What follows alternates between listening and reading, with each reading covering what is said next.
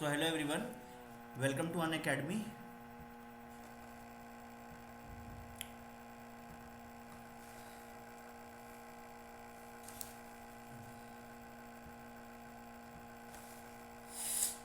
So guys, you are at the target top 100 ranks MHT CET 2021. हम लोग पढ़ रहे थे आइसोमेरिज्म. आपके केमिस्ट्री के लेक्चर्स होते हैं दिन में दो बार. पहला है 1 PM और सेकेंड है आपका 9 PM, right. So I am Shubdeep Datta and I am an alumni of National Institute of Technology Durgapur. I have some 5+ years of teaching experience and I teach chemistry. I specialize in teaching IIT, JEE and NEET along with various state entrance examinations such as the Maharashtra CET. Okay. Guys,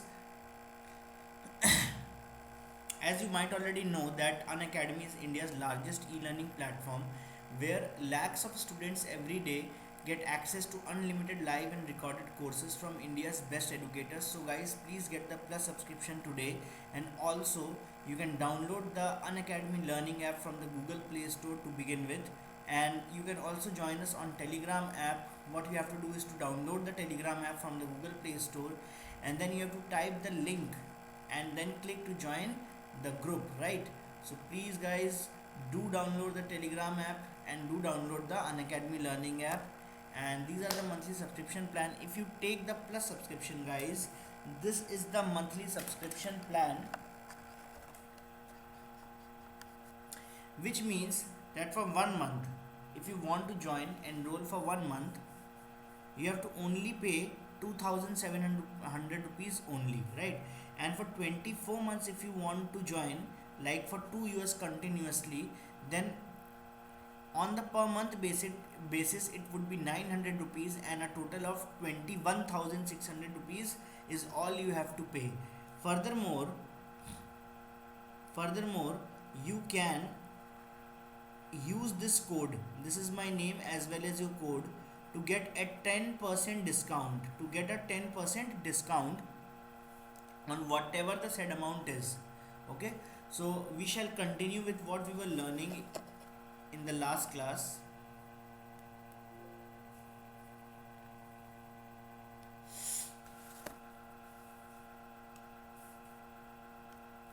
So guys,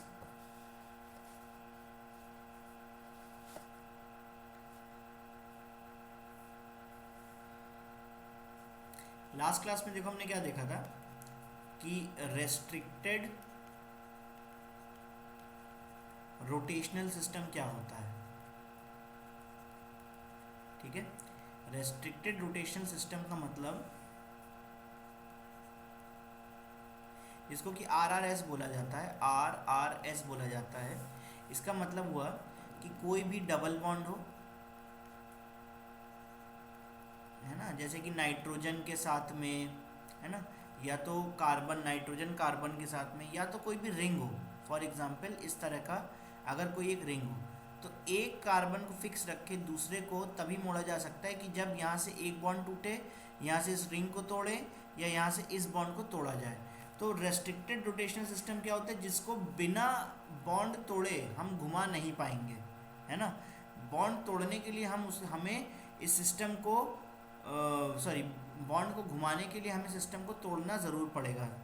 जैसे कि अगर मान low carbon carbon के बीच में single bond है ना, carbon carbon के बीच में सिंगल बॉन्ड है, तो इसको जब तक कि तुम घुमाओगे, है ना, तो यहाँ पे कोई भी बॉन्ड तोड़ना नहीं पड़ेगा. लेकिन अगर मान लो कार्बन कार्बन के बीच में डबल बॉन्ड है, तो अगर तुम इसको कम्प्लीटली घुमाते हो, इसको फिक्स रख कर, है ना, जैसे यहाँ पर इस कार्बन को फिक्स रख कर इसे घुमाया जा सकता है, ये मस्त घूमेगा, कोई भी प्रॉब्लम नहीं आएगा. बट अगर हम इस कार्बन को फिक्स रख के दूसरा वाला कार्बन घुमाना चाहेंगे तो ऐसा हम नहीं कर पाएंगे. पहले हमें इसमें से बॉन्ड को ब्रेक करना पड़ेगा.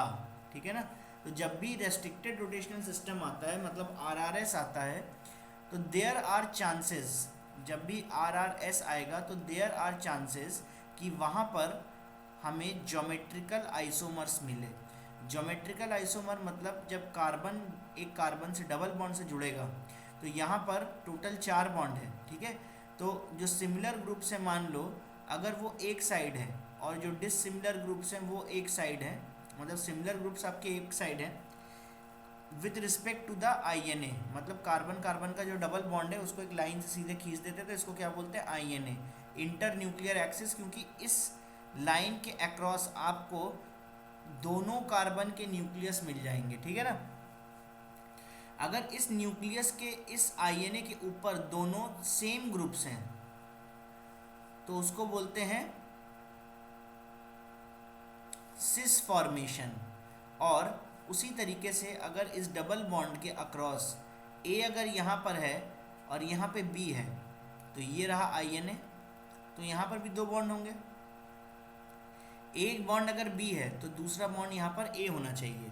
तो जब INA के अक्रॉस है ना, INA के अक्रॉस एक तरफ A और B आता है और दूसरी तरफ भी A और B आता है तो हम लोग बोलेंगे जो सिमिलर ग्रुप्स है ना वो ऑपोजिट साइड है और जो डिसिमिलर ग्रुप्स हैं जो सिमिलर ग्रुप्स हैं वो ऑपोजिट साइड्स हैं और जो डिसिमिलर ग्रुप्स हैं वो एक साइड है INA के।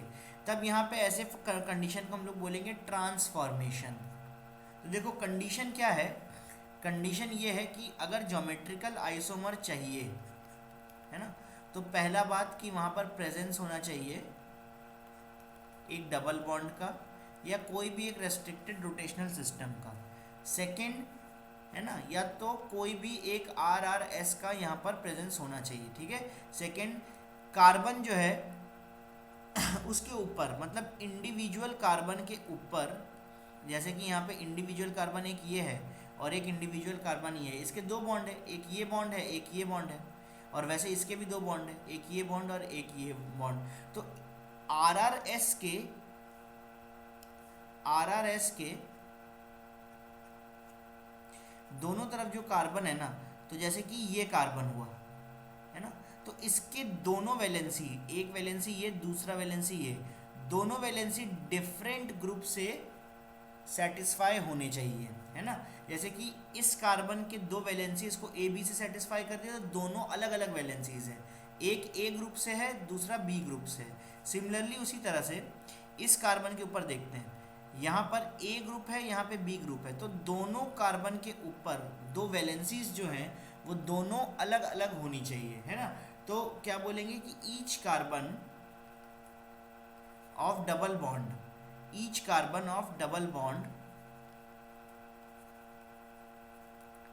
should have 2 different groups. Each carbon of double bond should have 2 different groups. क्या ये बात ठीक है? अगर ऐसा होगा तो यहाँ पे GI होगा। फॉर एग्जाम्पल क्या यहाँ पर आपको लगता है कि कोई GI होना चाहिए, तो CH2 है डबल बॉन्ड CH2 है, बोलो GI देखने के लिए हम लोग देखें कि डबल बॉन्ड है कि नहीं, ठीक है। पहला कंडीशन तो फुलफिल हो गया ये वाला है ना। दूसरा कंडीशन क्या है कि ये जो आपका कार्बन है और ये जो कार्बन है इसके जो 2 वैलेंसीज हैं वो 2 डिफरेंट ग्रुप से सेटिस्फाई होना चाहिए। बट यहाँ पे हम देखते हैं कि यहाँ पर इस कार्बन के दोनों जो वैलेंसीज हैं वो हाइड्रोजन से सेटिस्फाइड हुए हैं, मतलब सेकेंड लॉ जो है वो फॉलो नहीं कर रहा है, तो यहाँ पे नो GI, कोई भी यहाँ पे ज्योमेट्रिकल आइसोमर नहीं मिलेगा। और आते हैं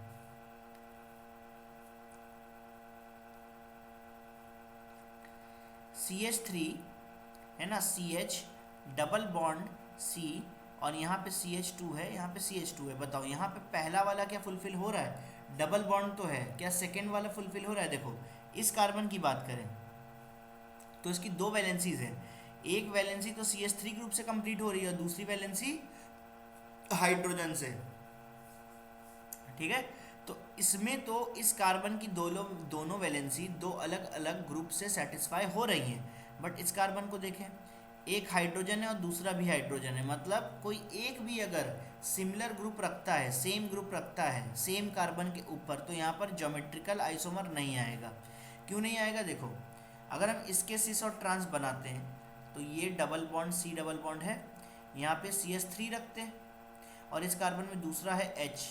इस तरफ दोनों H होने की वजह से सिमिलर ग्रुप जो हैं वो एक तो है लेकिन दूसरे में एक कॉमन होने की वजह से 3 सिमिलर ग्रुप आ गए। अभी 3 सिमिलर ग्रुप को चाहे जैसे भी अरेंज करो, एक हमेशा अकेला आएगा, है ना। जैसे कि अगर मान लो सी डबल बॉन्ड सीक में यहाँ पे हमने CH3 लगा दिया, यहाँ पे H लगा दिया, बाकी यहाँ पे H, यहाँ पे H, इस तरह लगा दिया, तो ये और ये सेम ही तो हैं, दोनों में कोई डिफरेंस थोड़ी ना है। क्यों?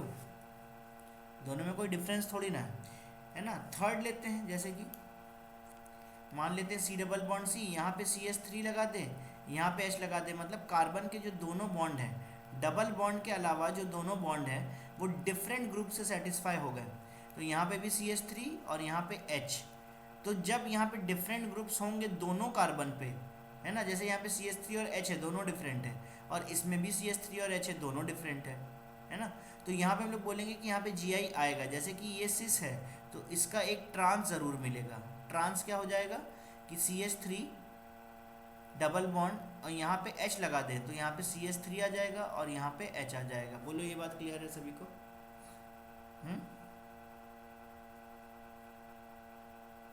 क्या ये बात सभी को क्लियर है? ओके, चलिए।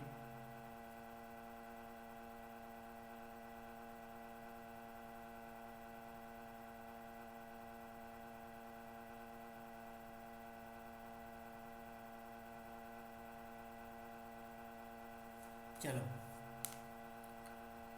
ठीक है, तो नेक्स्ट देखते हैं कि बताओ यहाँ पर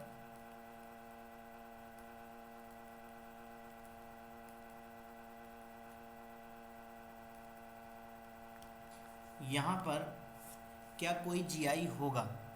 तो देखो GI के लिए रेस्ट्रिक्टेड रोटेशनल सिस्टम जरूरी है, RRS जरूरी है। तो यहाँ पे इसको गौर करें और इसको गौर करें। यहाँ पे RRS है क्या? देखो ये कार्बन डबल बॉन्ड के अक्रॉस पे है, इसकी वैलेंसीज कौन सेटिस्फाई कर रहा है? इस कार्बन के ऊपर एक वैलेंसी हाइड्रोजन सेटिस्फाई कर रहा है, दूसरा वैलेंसी मिथाइल ग्रुप, ठीक है। तो ये कार्बन के दोनों लॉ तो पास हो गए हैं, दोनों मतलब परीक्षाओं में ये पास हो गया कि ये GI तो बना सकता है, लेकिन इसके अक्रॉस भी देखना पड़ेगा। इस कार्बन पे देखिए डबल बॉन्ड तो है, लेकिन एक ग्रुप जो है वो हाइड्रोजन है और दूसरा ग्रुप ये पूरा माना जाएगा, ये पूरा माना जाएगा। तो मतलब यहाँ पे इस डबल बॉन्ड के लिए यहाँ पे GI तो होगा। अब दूसरे के लिए भी देख लेते हैं।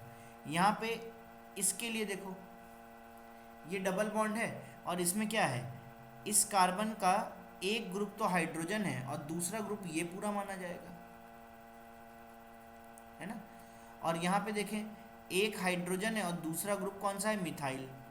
तो देखो हाइड्रोजन और ये पूरा ग्रुप दोनों डिफरेंट ग्रुप्स हैं इस कार्बन के ऊपर कि नहीं? और इस कार्बन के ऊपर चेक करें, एक है हाइड्रोजन और दूसरा है मिथाइल ग्रुप, दोनों डिफरेंट ग्रुप्स हैं कि नहीं? तो बेसिकली इस रेस्ट्रिक्टेड रोटेशनल सिस्टम के लिए भी तुम्हारे पास GI बनेगा, मतलब ज्योमेट्रिकल आइसोमर बनेगा, है ना। फॉर एग्जाम्पल, है ना, मतलब इसी को ही लेते हैं। तो देखो पहला रेस्ट्रिक्टेड रोटेशनल सिस्टम बनाते हैं, कार्बन डबल बॉन्ड कार्बन, ठीक है। केवल कार्बन को शो करें।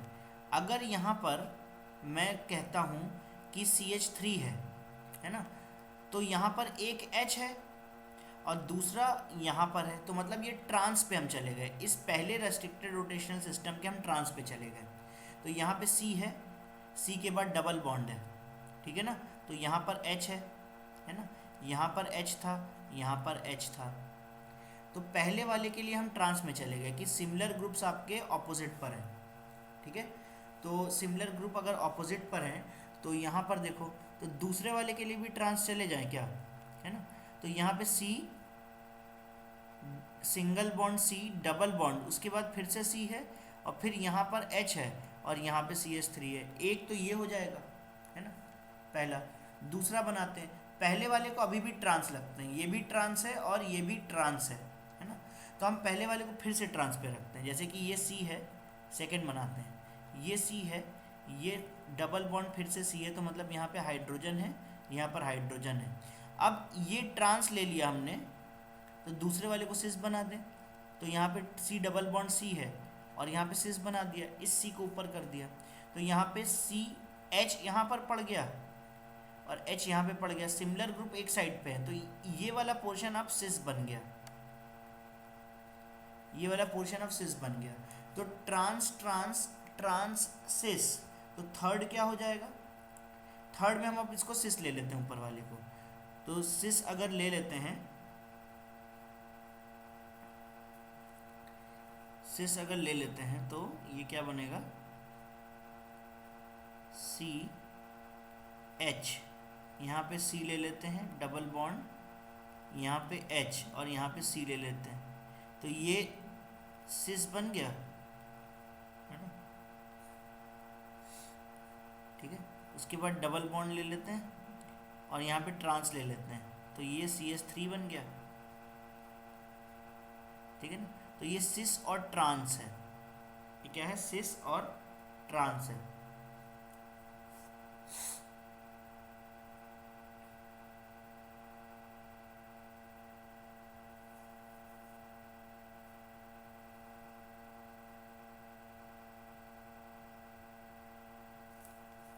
तो चौथा यहाँ पे क्या बन जाएगा, सी डबल बॉन्ड सी,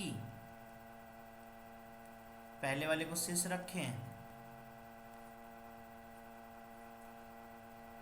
और दूसरे वाले को, ये सिस रखा है, ये ट्रांस रखा है, तो दूसरे वाले को भी सिस रखना है, तो यहाँ पे CH3 और यहाँ पे H और यहाँ पे H, तो यहाँ पे सिस है और यहाँ पर भी सिस है, तो ट्रांस ट्रांस सिस सिस सिस ट्रांस, देखेंगे तो ये आपका CH3 CH3 CH CH CH CH, अगर हमारे पास सिमेट्रिकल होगा, तो सिमेट्रिकल जब होगा तो ये चीज़ जो है ना और ये चीज़ जो है, ये दोनों सेम होंगे,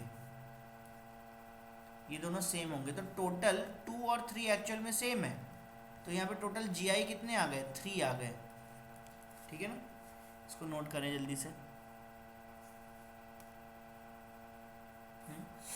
अगर मान लो डिसिमिलर होते हैं, है ना, डिसिमिलर, चलो एक और लेते हैं, सी डबल बॉन्ड सी है, यहाँ पे CH3 है और यहाँ पे H है।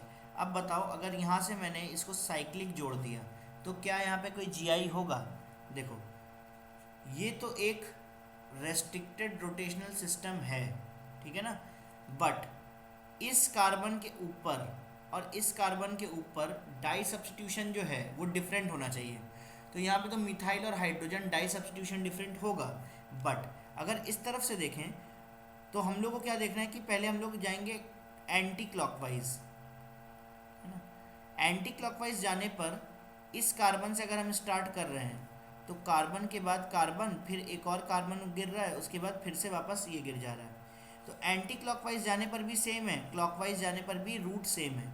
ऐसा होने पर हम लोग मानते हैं कि इस कार्बन के ये जो दोनों बॉन्ड है ना, ये सिमिलर सब्स्टिट्यूशन है, क्या है, सिमिलर सब्स्टिट्यूशन है, ठीक है ना, सिमिलर सब्स्टिट्यूशन है, ओके।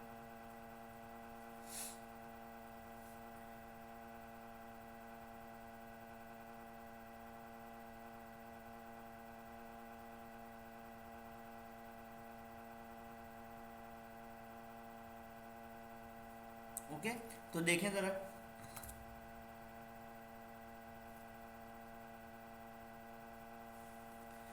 अगर मान लो एक और एग्जांपल लेते हैं, C, यहाँ पे C है, यहाँ पे C है, यहाँ पे C है, डबल बॉन्ड C है, यहाँ CH3 है, यहाँ पे H है, और मान लो यहाँ पे Cl है, तो क्या यहाँ पे GI होगा, तो पहला कंडीशन है RRS का होना, तो RRS तो है। अब यहाँ से जाते हैं हम लोग क्लॉकवाइज, अब यहाँ से हम लोग जाते हैं एंटी क्लॉकवाइज, तो एंटी क्लॉकवाइज जाने पर हमें मिलता है CCl पहले, और उसके बाद में क्या मिलता है, पहले मिलता है CCl और उसके बाद में मिलता है C, और क्लॉकवाइज जाने पर हमें मिलता है, क्लॉकवाइज कैसे जाएंगे, क्लॉकवाइज जाएंगे इस तरफ से, है ना, तो क्लॉकवाइज जाने पे पहले C मिल जाता है, फिर बाद में CCl मिलता है ना, तो ये दोनों सेम होने चाहिए, लेकिन सेम तो नहीं है ना, यहाँ CCl पहले आ रहा है, यहाँ CCl बाद में आ रहा है, तो क्योंकि ये दोनों तरफ से सेम नहीं है तो हम मानेंगे कि इस कार्बन का जो सब्स्टिट्यूशन है ना दोनों बॉन्ड पर, वो डिफरेंट है, डिफरेंट रूट का मतलब डिफरेंट सब्स्टिट्यूशन, तो इस वजह से सेकेंड पॉइंट कि कार्बन का जो डाई सब्सटीट्यूशन है, मतलब जो ये जो दो बॉन्ड है यहाँ पे सब्सटीट्यूशन आएगा, ये डिफरेंट होना चाहिए। ऐसा हो रहा है कि नहीं हो रहा है? अगर ऐसा हो रहा है तो यहाँ पे जी है। तो दो जी कौन कौन से होंगे, देखो इसी का दिखाता हूँ यहाँ पर। एक तो यही है जो बना हुआ है, कार्बन, यहाँ पे कार्बन, यहाँ पे कार्बन और यहाँ पे कार्बन, फिर डबल बॉन्ड, फिर कार्बन, तो यहाँ पे Cl, सही, और यहाँ पे CH3 है, यहाँ पे H है।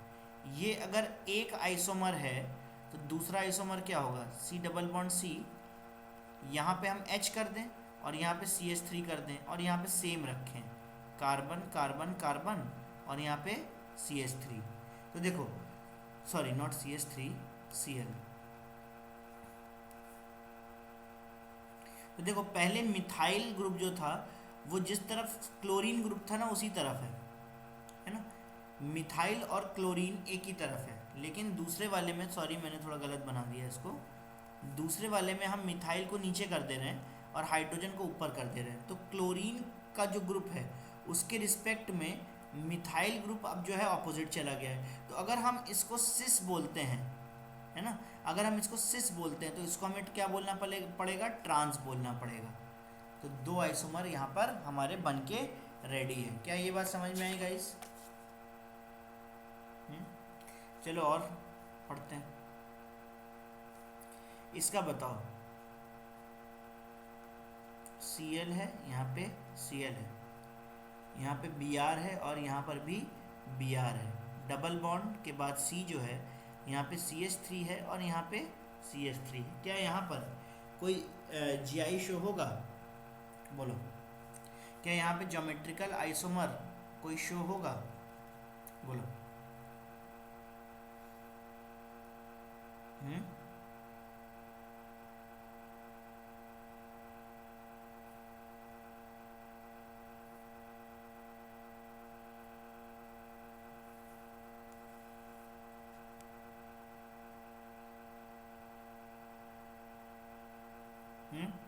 देखो इस कार्बन के ऊपर तो रूट्स डिफरेंट है, पहले Cl गिर रहा है और बाद में मुझे पहले Br मिल रहा है। इस तरफ से जाने पर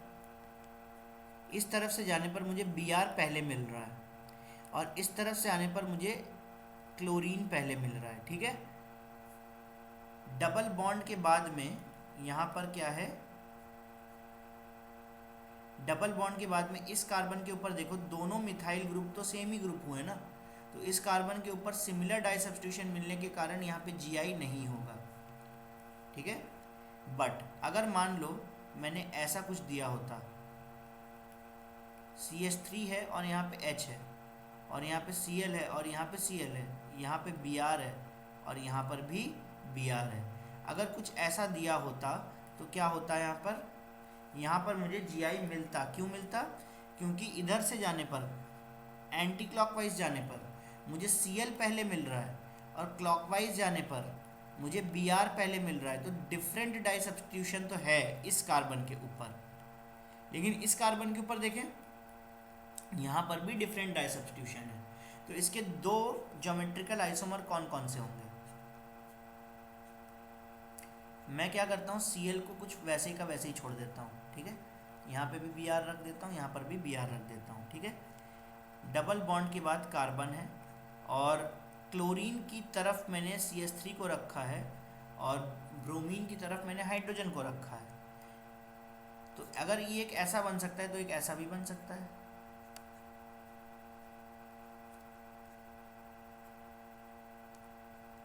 क्लोरीन की तरफ इस बार मैंने Cl रख दिया है और ब्रोमीन की तरफ इस बार मैंने हाइड्रोजन मतलब CH3 रख दिया है। तो ये अगर एक ज्योमेट्रिकल आइसोमर है तो ये दूसरा ज्योमेट्रिकल आइसोमर है, ठीक है ना। चलो इसको नोट करो जल्दी से पॉज करके।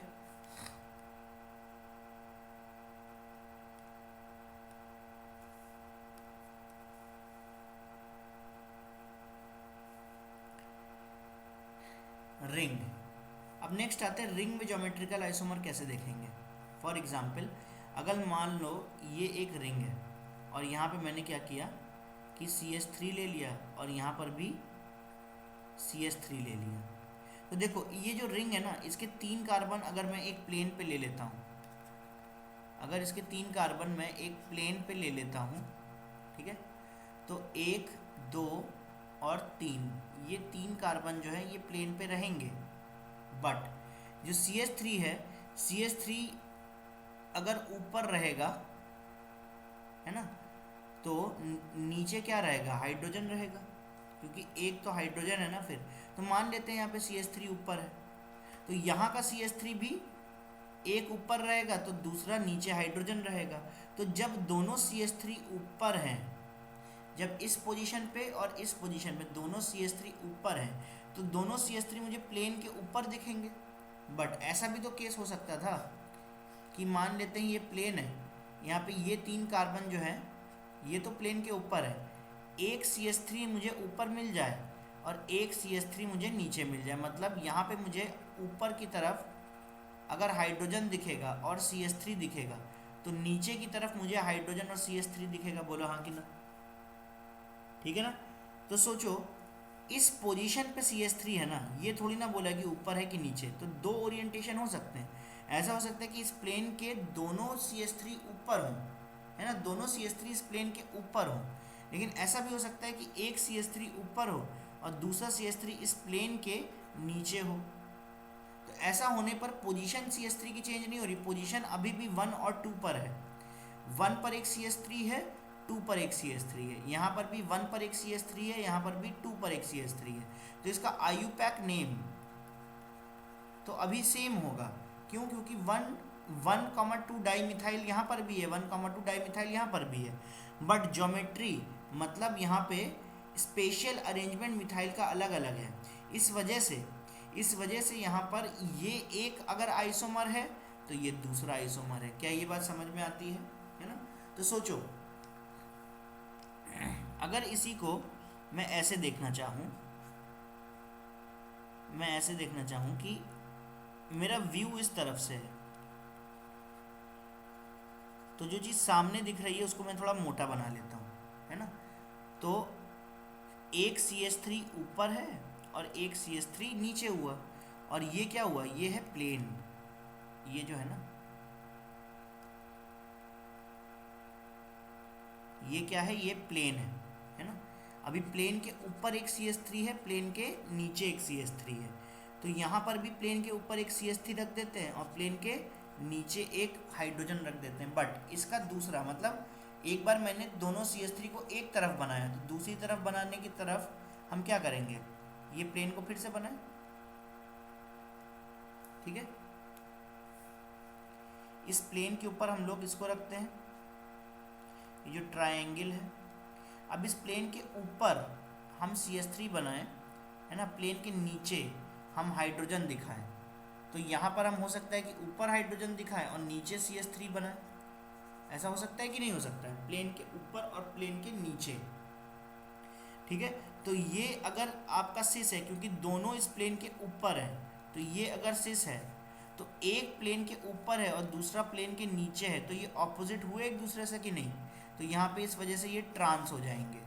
क्या ये बात समझ में आती है। तो रिंग में हम इस तरह से देखते हैं कि रिंग को प्लेन के ऊपर रखते हैं और देखते हैं कि क्या स्पेशल पोजीशन चेंज हो सकती है।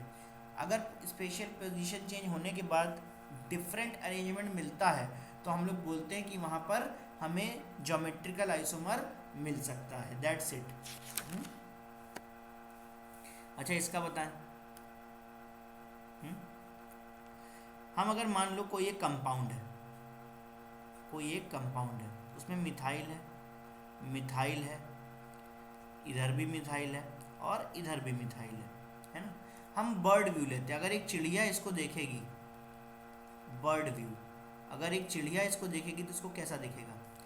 चिड़िया यहाँ से देख रही है, उसको क्या दिख रहा है कि एक प्लेन रखा है, ठीक है। उस प्लेन के ऊपर ये रेक्टेंगल रखा है, ये 4 कार्बन रखे हैं, ठीक है। अब मिथाइल जो होगा वो प्लेन के ऊपर होगा और हो सकता है प्लेन के नीचे भी हो। ये जितने भी मैं डैश से बना रहा हूँ ना, ये सब प्लेन के ऊपर है। तो हो सकता है कि प्लेन के नीचे भी हो। प्लेन के नीचे जो है, अगर मिथाइल सारे मैंने ऊपर रख दिए है ना, यहाँ पे भी, यहाँ पे भी और यहाँ पे भी, तो नीचे मुझे क्या रखने पड़ेंगे? हाइड्रोजन रखने पड़ेंगे, क्योंकि अगर एक मिथाइल है तो दूसरा हाइड्रोजन है ना। तो चारों हो सकता है मिथाइल एक साथ ऊपर हो उसी पोजीशन पे, 1 कार्बन पे, 2 कार्बन पे, 3 कार्बन पे, 4 कार्बन पे। लेकिन ऐसा भी तो हो सकता है, ऐसा भी तो हो सकता है कि ये जो आपने ये बनाया है, इसके रिस्पेक्ट में एक हाइड्रोजन अभी ऊपर हो जाए यहाँ पर, तो अपने आप नीचे की तरफ क्या हो जाएगा? CH3। तो यहाँ पे CH3 है। अब बाकी सारे CH3 को मैं क्या करता हूँ, वैसे का वैसे ही बना देता हूँ। यहाँ पर भी CH3, यहाँ पे भी CH3 और यहाँ पर भी CH3।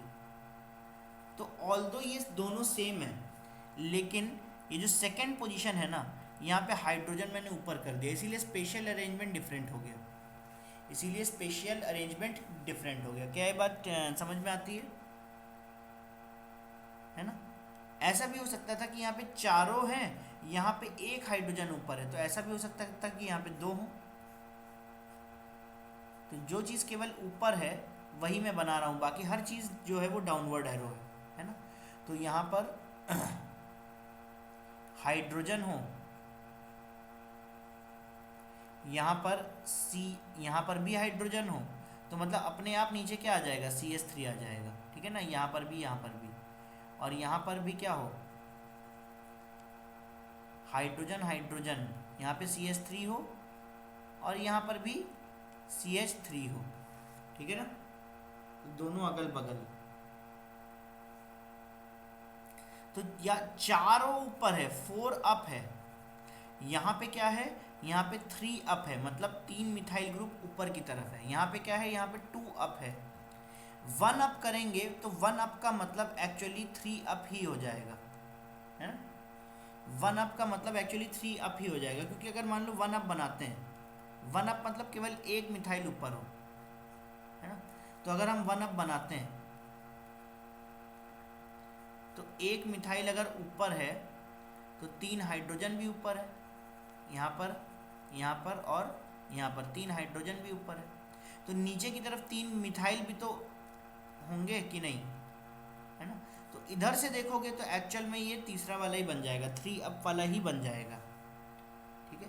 एक काम बस और हो सकता है, एक काम बस और हो सकता है कि यहाँ पर अगर हम ऐसा सोच पाए कि ऐसा बना दिया, ये चारों कार्बन है यहाँ पे, 1 2 3 एंड 4, ये चारों कार्बन है यहाँ पर। अभी मिथाइल ऐसा हो सकता है कि यहाँ पर हमने हाइड्रोजन लिया, यहाँ पर हमने हाइड्रोजन लिया और ऑपोजिट के मिथाइल ग्रुप हमने अप कर दिए, ऑपोजिट के मिथाइल ग्रुप हमने ऊपर दिखा दिए। तो यहाँ पे 4 ज्योमेट्रिकल आइसोमर है, एक ज्योमेट्रिकल आइसोमर, 2 3 और ये 4। तो रिंग में ज्योमेट्रिकल आइसोमर कैसे देखते हैं हमने वो देख लिया। डबल बॉन्ड मतलब रेस्ट्रिक्टेड रोटेशनल सिस्टम में हम लोग आइसोमर कैसे देखते हैं हमने ये देख लिया, ठीक है। आज हम इतना ही करेंगे, नेक्स्ट क्लास में हम लोग स्टार्ट कर देंगे अपना ऑप्टिकल आइसोमेरिज्म, ठीक है। सो गाइस, चैनल को सब्सक्राइब करने के लिए आपको सब्सक्राइब का बटन दबाना पड़ेगा, और तो और आप प्लीज़ बेल आइकन को भी हिट करें ताकि आपको फर्दर नोटिफिकेशंस मिलती रहे, हम कभी भी अगर अपना कोई नया वीडियो लेक्चर लेकर आते हैं तो। और ये मेरा रेफरल कोड है, प्लीज़ इसको यूज़ करें, ये इसलिए इम्पोर्टेंट है ताकि आपको 10% डिस्काउंट मिले, है ना। 10% डिस्काउंट के लिए इसको यूज़ करना पड़ेगा, ठीक है।